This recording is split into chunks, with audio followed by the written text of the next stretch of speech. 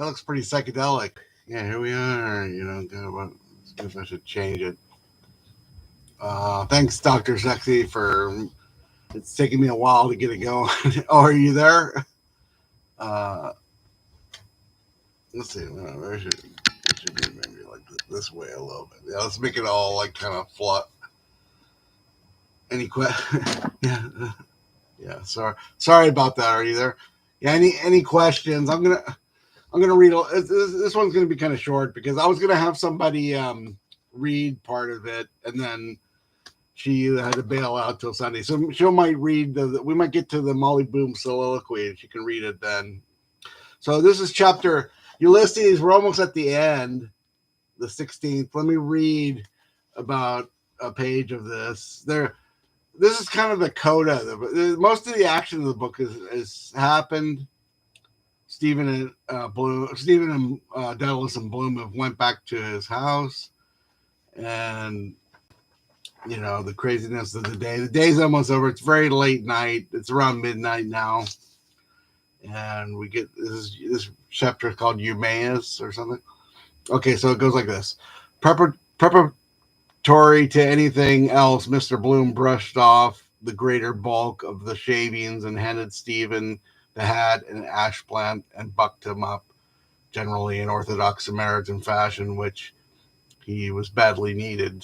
Stephen's mind was not exactly what you call wandering, but a bit unsteady. And on his expressed desire for some beverage to drink, Mr. Bloom, in view of the hour it was, and there being no pump of Vartry water available for their ablutions, let alone drinking purposes, hit upon an expedient by suggesting off the reel the propriety of the cabmen's shelter, as it was called, hardly a stone throw away near Butt Bridge, where they might hit upon some drinkables in the shape of milk and soda or a mineral.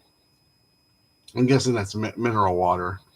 But how to get there was the rub. For the nonce, he was rather nonplussed, but inasmuch as the duty plainly devolved upon him to take some measures on the subject, he pondered suitable ways and means, during which Stephen repeatedly yawned.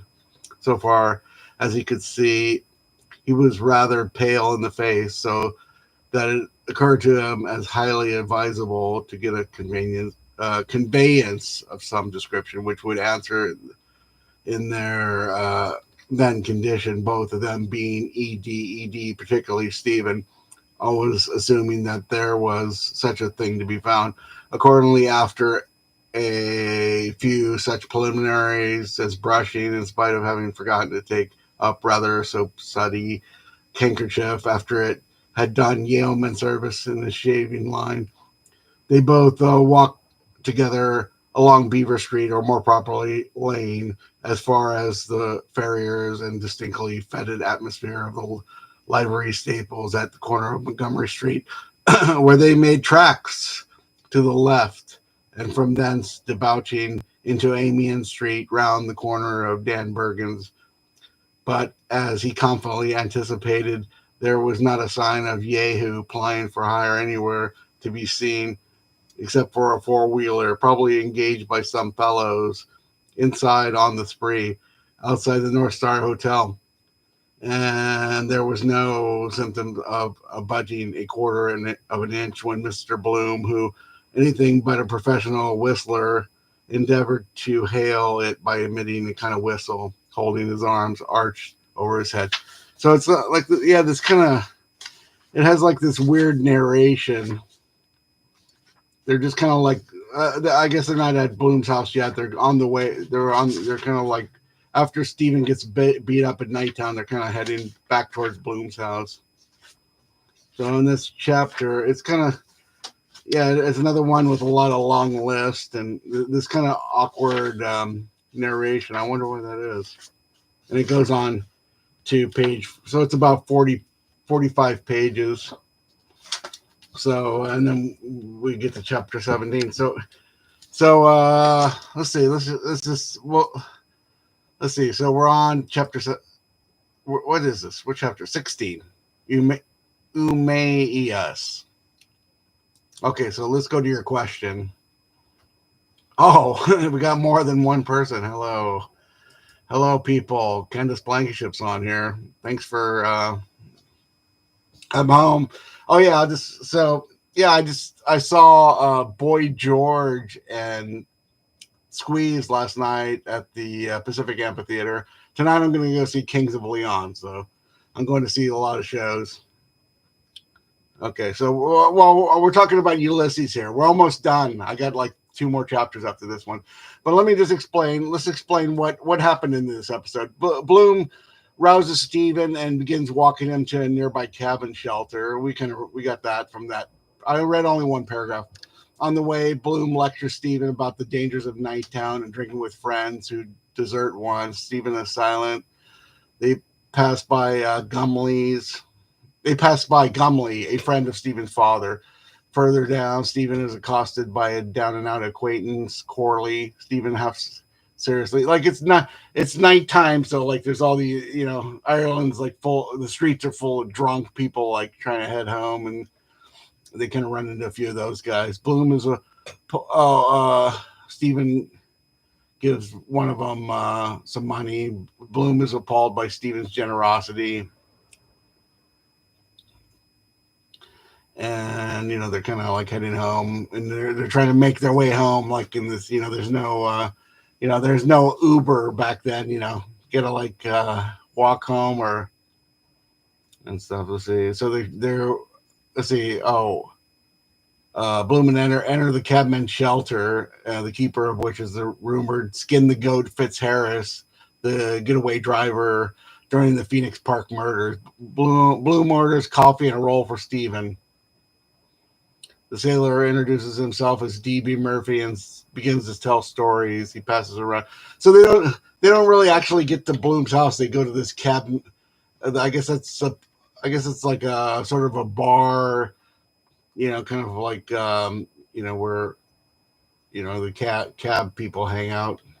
Wait for another cab. Good place to find a cab. Let's see. The sailor describes seeing an Italian knife a man in the back. They start talking about knives and the Phoenix Park murders. Like if you don't know, Phoenix Park murders were some famous murders, like that happened in sometime in the late 1890s. Bloom noticed Bridie Kelly standing outside and ducks his head in embarrassment. Seeing her leave, Bloom lectures Stephen about disease-ridden prostitutes.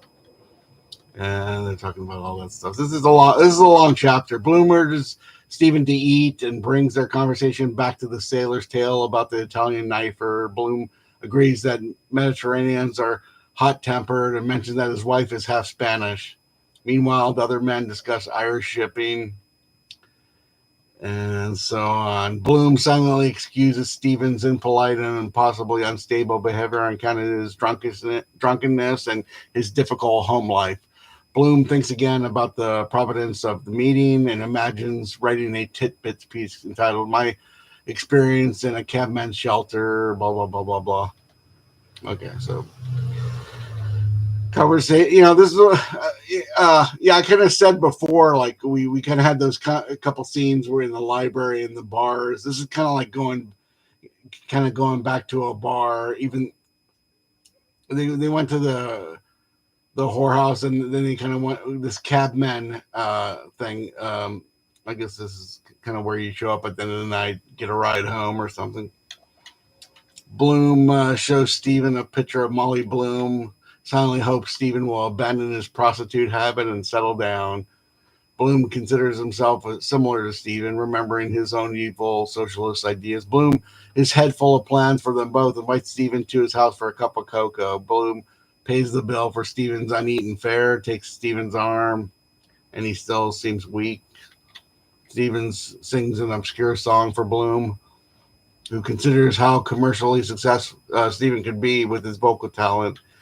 The episode ends with the street sweeper's view of two men walking arm in arm into the night, So there's this third person. All of a sudden, after the Night Town Cersei episode, which is like a play and it's very psychedelic, we have this third person narrative, and it's full of these weird words that just don't, for Joyce, for when you read the first part of the novel, it's like Joyce probably at his best, and then he's kind of this, the word, the sentence kind of is off balance, so he uses all these foreign phrases, cliches, bungled sayings.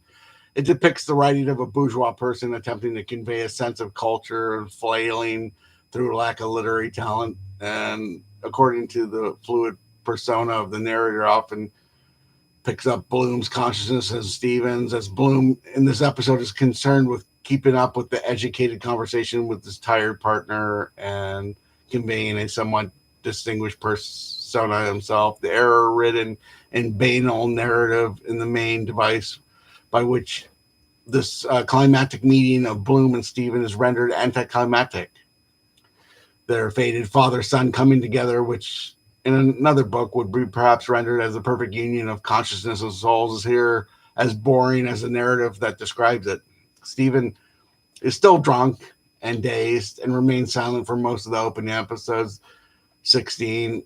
Bloom, far from being the idolized father figure that Stephen needs, appears hypocritical and naggingly overprotective. Let's see. Okay, so episode 16, Eumaeus, is the first part of the 3-episode postlude of Ulysses that is referred to as Nosotros, or Nostros, which implicity,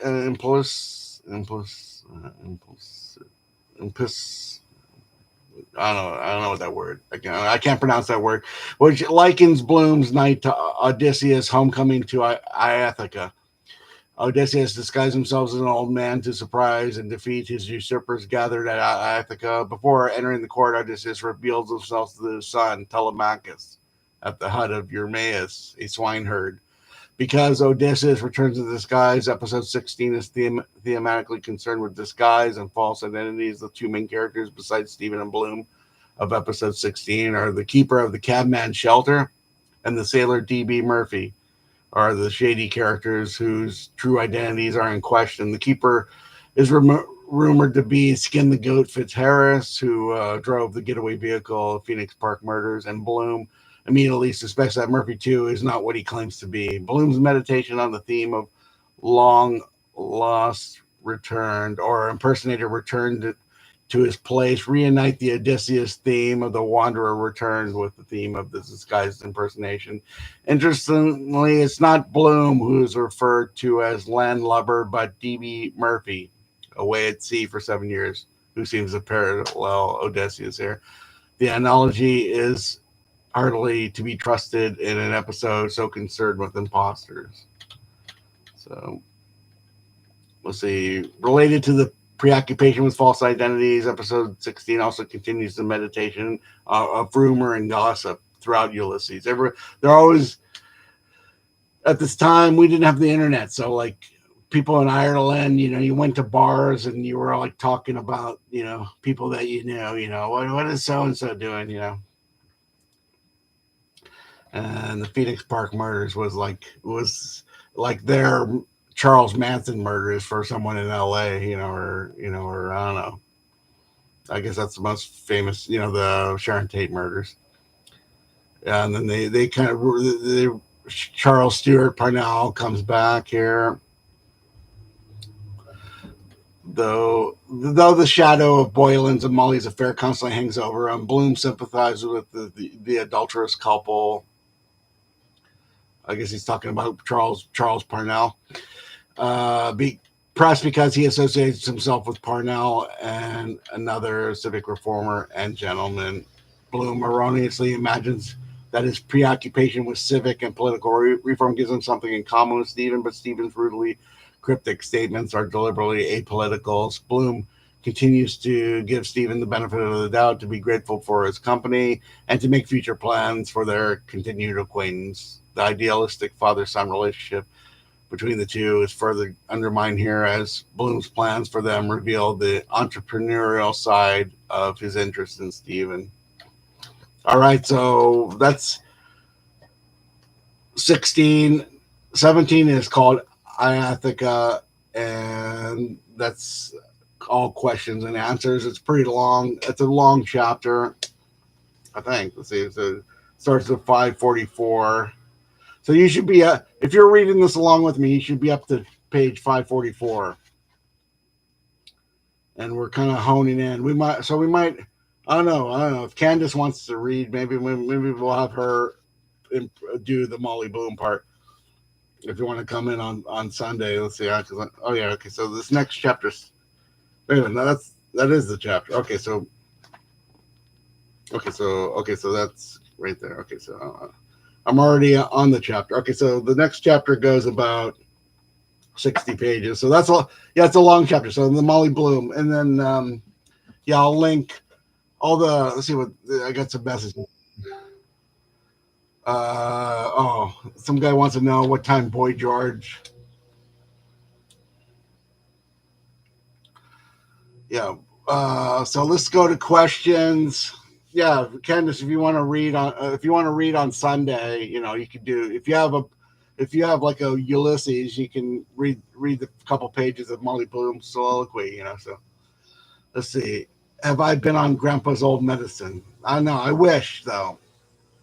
Is that like a reference to anything? I don't know. I need to. It's only like 2 o'clock here in Los Angeles, so I wouldn't be on anything. I mean, like besides vitamins and coffee. Thoughts on the reggae Led Zeppelin? Okay, that's a good question. I did see them real early on. Um, well, I was into this band.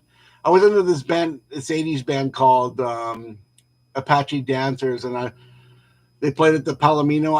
I'm guessing. I think it was in North Hollywood, and the band that opened up was Dred Zeppelin. So that's when I first saw them. So were they more? Were they more than a?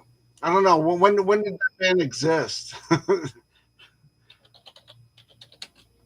I think they were still new when I saw them. So that was kind of typical. Yeah, formed in '89. So yeah, I think I had already moved to San Francisco, so I think I came back, but I don't know. You could probably look it up. Yeah, I don't know if I saw you can look it up. Apache Dancers, Dred Zeppelin at the Palomino, like whenever that was. I think I was living in San Francisco, and I might have come down.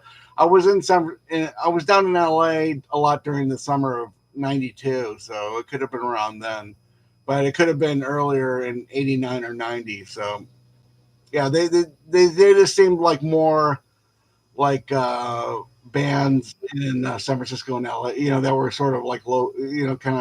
Kind of some bands with the shtick. Like I don't know what else. You seem to be really into bands like around a certain time, like the '80s and '90s. Doctor Sexy, what's going on?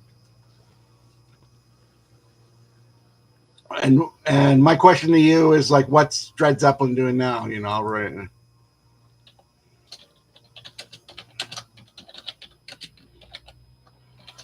I'll write it down here. Okay. Yeah, Dred Zeppelin. Oh, they might be giants. Okay, I got it. That's a whole different story. You want me to tell? Okay, so somebody died in Dred Zeppelin. Yeah, okay. Yeah, I don't know. Who knows where they are now? But they might be giants. Because I lived in Williamsburg and in Brooklyn in the '90s, and John. Well, let's see. Who is in that band? Okay, they might be giants.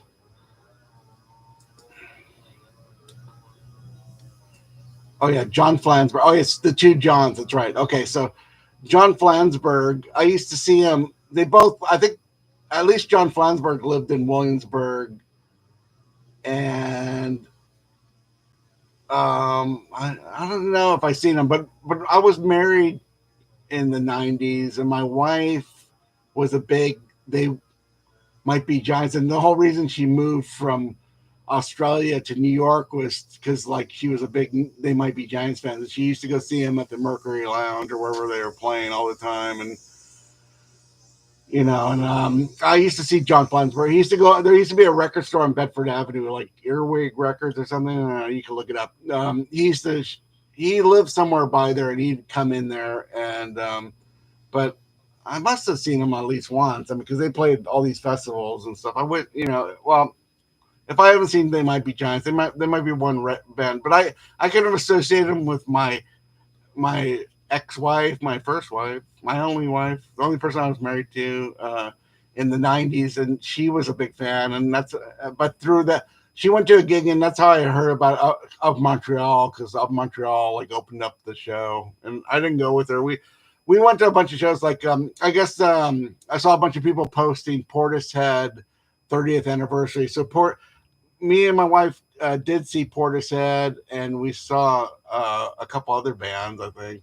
But I didn't. I didn't go. I didn't go to the They Might Be Giant show. Yeah, I do. I do got to start. Well, I've been working in the music industry for so long, and yeah, and I got like a big memory. I remember everything too. Yeah.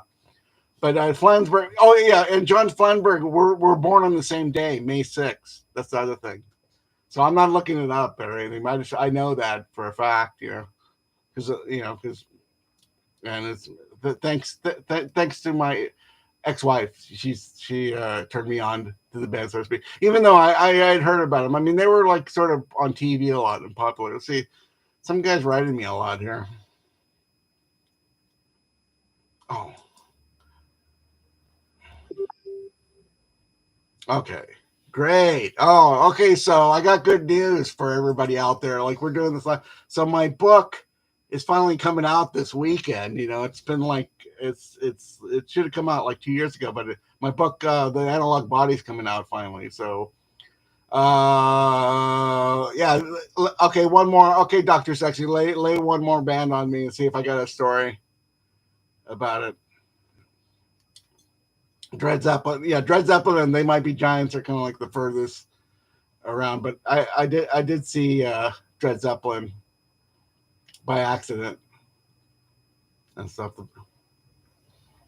But yeah, my book's. I'll just talk about my book. It's not as maybe there's section parts of it that are pretty intense, but it's not as great as this Ulysses book. Typo negative. Okay, I do have a story about typo negative because of course I lived in New York and stuff, and I don't know, did I ever see typo negative? I did have some of their records. I didn't really. I'm not I don't like Misfits. I don't like typo negative so much. Maybe I should go listen to them again. Maybe they're great. I mean, what do you think of typo negative? I mean, aren't they kind of like an early version of Marilyn Manson or something? I think I have the same story for Marilyn Manson too, though. I mean, I don't know. Typo. Okay, so my story, typo negative. What's that guy's name? Peter something or other. He's Yeah, he's very tall. He's like about 6'10". Well, he's dead now, but I'm trying to remember. Okay, so because maybe I'm confusing this with Marilyn Manson because I'll check that out. Okay, so I mean, maybe they're good. I mean, yeah, he's dead. Yeah, right. Okay, so I was in New York. I mean, when you see him in New York, just like when you see Joey Ramone, because Joey Ramone's very tall too. You could see him from a mile away. You go, "Who the fuck is this?" Like Peter. I forget the guy's name. Can you remind me? But he's very tall. He's like a tall guy. He's like, I mean, really tall, not, like where it's like, God, you don't want to be standing behind him in a gig and stuff. But yeah, I would see him in, yeah, Peter Steele, right? Okay, well, I don't think that's his real name. I think he's from New York or New Jersey, and I used to work in St. Mark's. I mean, I at see here fanzines and stuff. So I would be hanging out, and I would meet like the Esther Place was a place that where you'd meet people. You just say, okay, where do you want to meet? Okay, let's meet at Vaselko's. Let's meet at Esther Place. But I remember at least 2 or 3 times I'd be at a gig or something, and I look back and Peter Steele was there, or I remember seeing him get out of a cab right there at Astor Place because I used to, not only did I work there, I used to hang out a lot there at Vaselka's, and that's back when St. Mark's had you know 5 or so record stores right there in the 90s and stuff. So I used to see him. I'm guessing that he lived in that area for a bit because I used to see him quite often, maybe at least 3 times, but maybe 10 times. So yeah, let me check out some of that Typo Negative because I don't know. I mean, it wasn't really my type of thing and stuff, but okay, so we've been going a while, 25 minutes. Dr. Sexy, man, is always like making me go on. He's like, last time we were talking about Gun Club, and now we're talking about Peter Steele, and so, but I got to read like a paragraph of this, and we got to talk about chapter 16. So we're gonna have somebody else is gonna help me read it. We're gonna do a Zoom call on. Let's see, did I go to the weekend? Yeah, I think I did. Oh, did you live in New York then? I think who played. I'm trying to remember that. I did go to the Electroclash thing around that time. Yeah, I mean, yeah. Who? Yeah, I'm kind of curious and I think. Let's see. Matador tenure.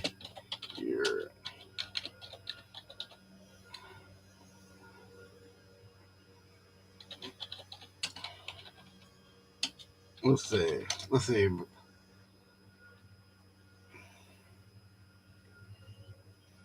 Okay, well, let's see. Was it memorable? Okay, so yeah, Pavement, Cat Power, Mogwai, Bardo Pond.